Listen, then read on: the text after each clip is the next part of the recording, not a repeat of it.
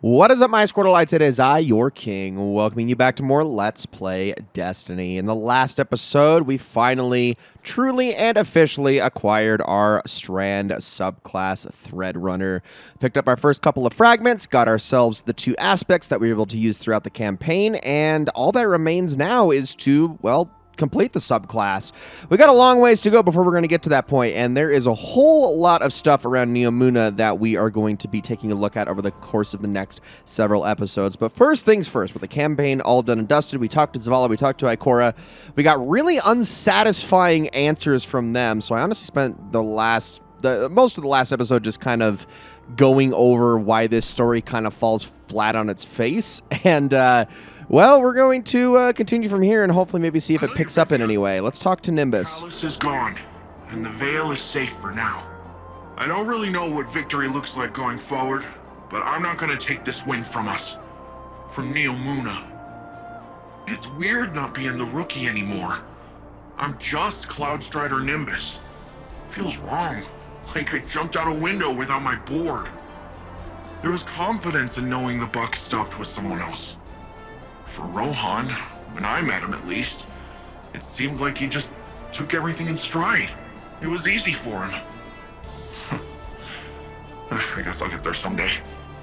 We're having Rohan's induction into the Hall of Heroes in a bit. Will you join us? It'll be great. Quinn will say something stuffy, there'll be lots of cheering, maybe a whistle if you want to get spicy. But I think he'd be honored if you were there.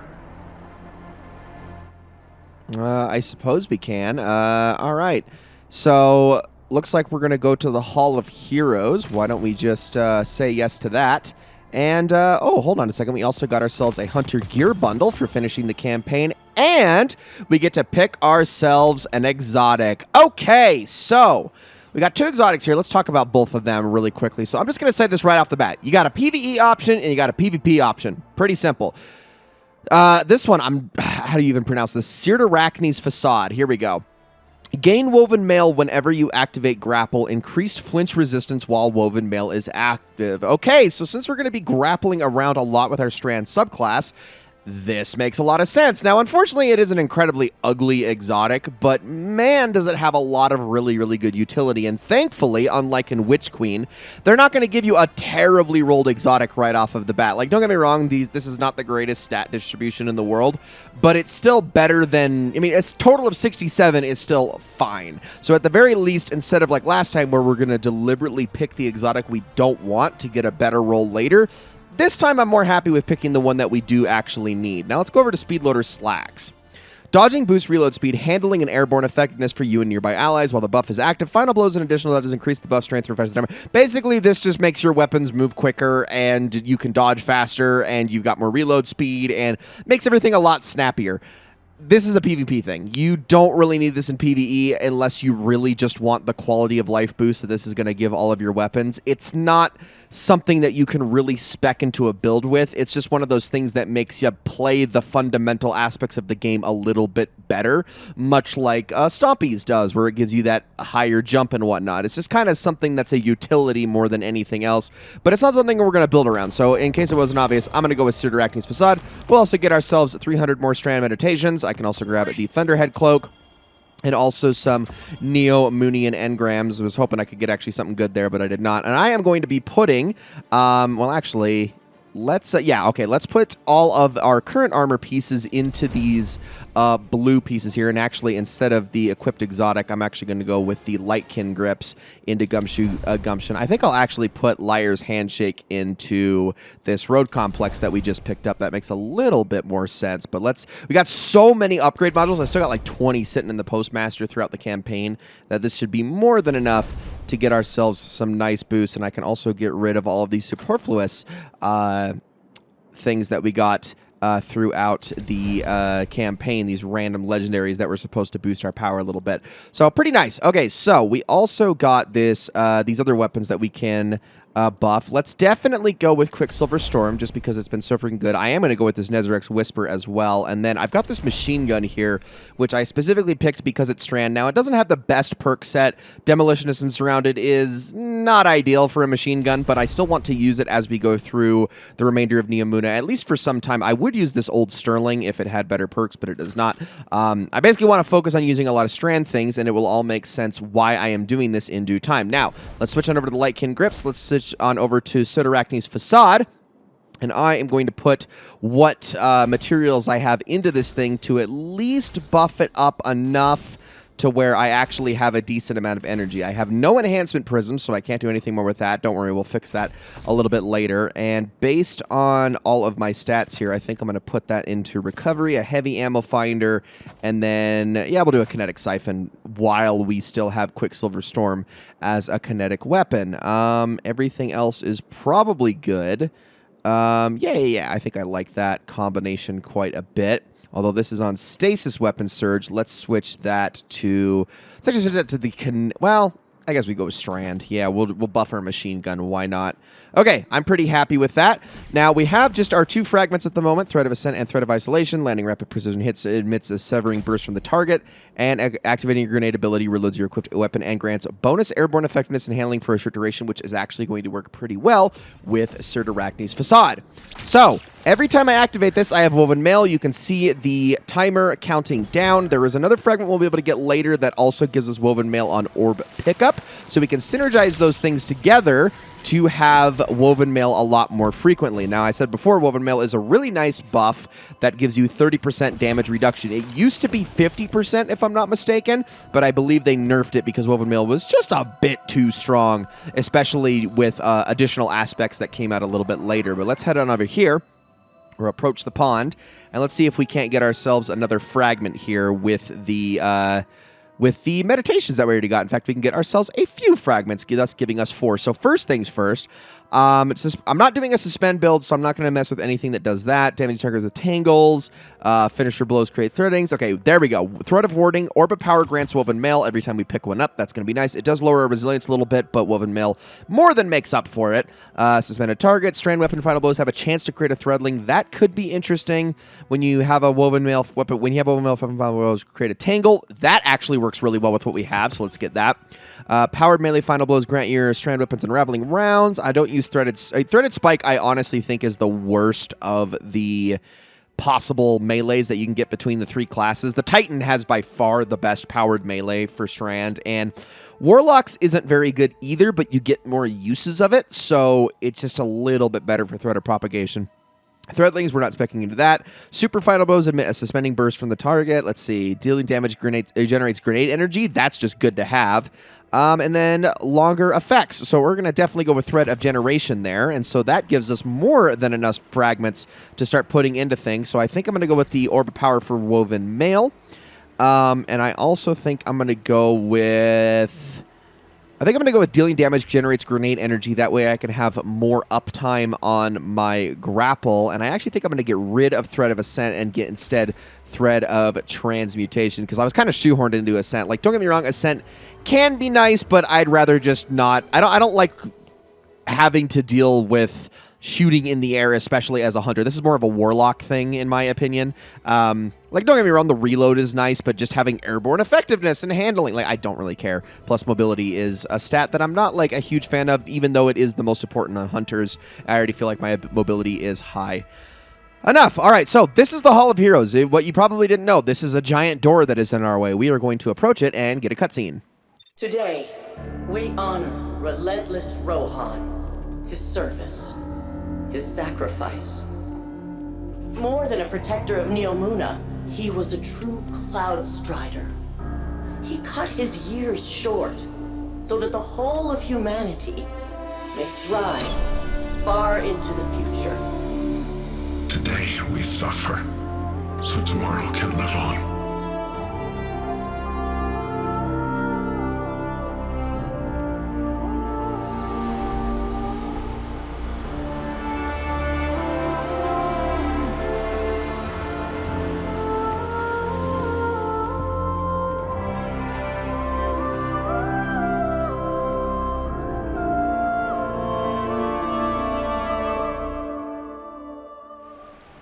All right, you see that, Bungie? That is how you give character to Nimbus and actually make them very interesting. When you show humanity, when you show a little bit of emotion and don't just make them jokey joke about everything, you can, you know, just by one line of dialogue and a bit of body language, you can get something interesting in a character. And I mean, I don't know. That was, I think, the best scene we've gotten from Nimbus in this entire campaign. Anyway, in the middle of that cutscene, well, I guess technically once it was over, we got a little bit of an update. Visit Nimbus to find out why they left Rohan's induction ceremony early. So we're going to have to go say hello to Nimbus a little bit later. I've been watching you, not like in a creepy way. I've been tracking the war on city sensors. You seem terrifyingly competent. Anyway, this is where I'd usually show you around, maybe buy you a drink, but I got an eensy-weensy crisis. Let me just... What? No! Do not core dump! Dumb machine! Okay. Why don't you take a look around while I get to a good stopping point? You read much? Okay, we'll talk about her in just a second. So, yeah, so this is part of a larger exotic quest that we are going to be obviously getting into, as I do with every exotic quest that is given to us. That is core to the expansion itself. We will get into this, but this is something we're actually going to put on the back burner for a little while. Now we're about to meet Quinn, and Quinn is one of the several Neomunian residents that you will hear about and meet throughout the expansion, none of whom are really highlighted, by the way, except for Quinn herself. That we're going to meet in under various circumstances. And I got to say, like, a lot of people will complain about different characters from Lightfall and, oh, man, they're all cringe and blah, blah, blah. And, you know, I really didn't like Nimbus when the campaign came out, but they have grown on me, okay? They have grown on me. I have found them to be a lot more interesting over time. And again, I think it was just more a matter of writing dialogue rather than the character being bad, if that makes sense. Just the writing in the campaign, the dialogue from everybody, it wasn't just Nimbus. Osiris had bad dialogue, Rohan had bad dialogue, the Guardian had bad dialogue throughout the campaign, Callus even had a little bit of bad dialogue here and there. That's a universal issue. Nimbus themselves is fine. The characters I really do not like in Lightfall, though, are these people. All of the holographic characters, but we're going to have to get acquainted with them anyway. And let's start with Quinn. Okay, so, remember when you stopped Callus, saved the city, and looked good doing it? When the Witness made that connection after, it rebooted all our Cloud Arc security. Guess the Vex noticed because they busted in here and blew up 5 of my memorial servers. The audacity, right? Each server is nano-constructed from a Cloud Strider's core drive and filled with all their logs and records. They're irreplaceable. It's not like the Vex are destroyed so randomly. There's gotta be a connection, probably on those wrecked servers. But any data connecting these 5 Striders was in the servers they blew up. Long story short, your buddy Ghost has some sensors I've never seen before. So I thought maybe he could help me scrape the data. Just go take a look at those damaged memorials. See if you can pick up anything. Okay, Quinn. All right, so we got a really just big block of text here. You can read that on your own. I'm not going to do it. We are going to just take a look at this. Welcome to the Hall of Heroes. Explore the Hall of Heroes audio tour. Let's grab that, and you'll notice here we got a bunch of broken memorials here, and then this Strider quest. Interesting. We're going to have to do a lot of things to get to this, but this is another exotic quest, and these are we're just kind of laying the foundation for all the things that we're going to be doing here in the expansion. But let's take a look at this really quickly, and this quest, if I remember correctly, is this actually going to take us here? I think we actually have to go and, like, select it as a quest. So this is another thing. Okay, yes, sorry. We have to go through all of these. We're going to be doing this a little bit later. There are a bunch of little stations set up all over the Hall of Heroes that are going to talk to us about it. It's like these little things right here. They're going to tell us all about past Cloud Striders, because, spoiler alert, Rohan and Nimbus are not the first. They are actually one of dozens and dozens and dozens of Cloud Striders, but the Hall of Heroes really only focuses on the most famous of the Cloud Striders, and we're going to get to learn about them, which is going to be important because they are a big part of this city's history. Now, we'll get into that a little bit later, and the next thing that I want to do is actually return back to where Nimbus is, but we're not going to actually talk to Nimbus right now. What we're going to do is I'm actually going to visit the holoprojector, but what I'm going to do is try to avoid the Season of Defiance cutscene that's going to play here and instead get to something else. So let's see. There it is. Any data port in a storm. A pre-recorded message from Banshee 44 starts playing at your approach. Hey, Guardian, I'm sending you something. Took me a while to figure out what that rifle of yours was doing. You know, the strange one. Quicksilver something. It's the nanite colony in it. They're working to calibrate to your combat style, but you and the weapon aren't what their base programming expects, so it's taken a while. I wrote up a little code to start the handshake off on the right foot. You want to take it through its paces where you are on Neomuna first. Let me know when you've matched the metrics. He's included a quick summary of numerical objectives and also a note to himself for when you bring it back to him. Let's acquire this thing, and then we're going to skip that. I'm going to save that for later, and should be able to get back to it. Okay, we're good. So, this right here. Gain data to support the nanite calibration by rapidly defeating combatants in Neomuna with auto rifles, grenades, and any grenade launchers. Rapidly defeating combatants with grenade launchers grants the most progress. This is how we're going to get the catalyst for Quicksilver Storm. And I said this many times before, and I'll say it again. This thing is essential. We are going to be working on it as we take care of all of the various activities around Neomuna, because this weapon right here, this weapon is going to be our best friend for quite a long time. I really do want to show it at its absolute best, but it's going to take some time to get to that. What I also want to do really quickly, and let's take a look at our director real fast, because do I still not have access to... I don't. Okay, I still don't have access to this yet, so I'm going to have to continue working on that. Okay, that's fine. We are going to progress this just a tiny, tiny bit, because I do need to actually speak to Nimbus here, so let's approach them really quickly. Oh, hey, Guardian. Induction ceremony wrap up all right? The citizens did a good job improvising. Traditionally, both Cloud Striders are there for the final handoff, but Rohan wasn't here, so... And if he were, he wouldn't be moaning about the past. He'd be too busy cracking open the veil, jumping through the portal, and knocking the witness back on its multiple asses. You know, the Vex were working on a copycat veil. Oh yeah. Rohan stumbled on it in the Nexus, years ago. It was half finished then, but he was convinced that the Vex had the goods on the original. Goods we'd need one day. Just think! We wrestle the Veil's secrets out of the Vex and we're one step closer to kicking down the Witness's door. But first, we gotta track down Rohan's notes. So, what do you say? Help me follow in the big guy's footsteps?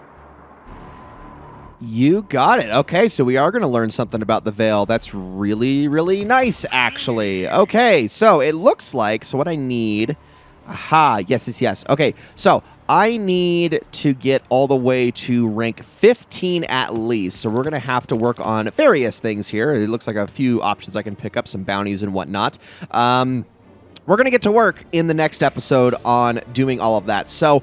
Our focus on the next episode is going to be, and probably the episode after that, is going to be exploring around Neomuna, okay? We got 3 different lost sectors we're going to take care of. We've also got region chests to go after. And these lost sectors are actually, or at least 2 of them, are actually a lot beefier than the lost sectors you're probably used to. Well, more around the same length as they are in the Throne World, but those are generally a lot bigger than any other lost sectors throughout the game. So we're going to just be doing some exploring, making our way around Neomuna, seeing all of the sites and whatnot, getting acquainted with things, but also trying to increase our vendor reputation before we start jumping into the nitty-gritty activities. It's going to be a lot of work to do, and we really need to get all of this stuff done, and I don't want to be doing too much farming off-screen because that's never fun to do. I would like to take care of everything as it comes, and we can also talk about how we're going to get ourselves more Strand meditations, because that is going to be necessary as well, since we do need to fully upgrade Strand if we want to get ourselves access to the last exotic quest that we have not yet mentioned.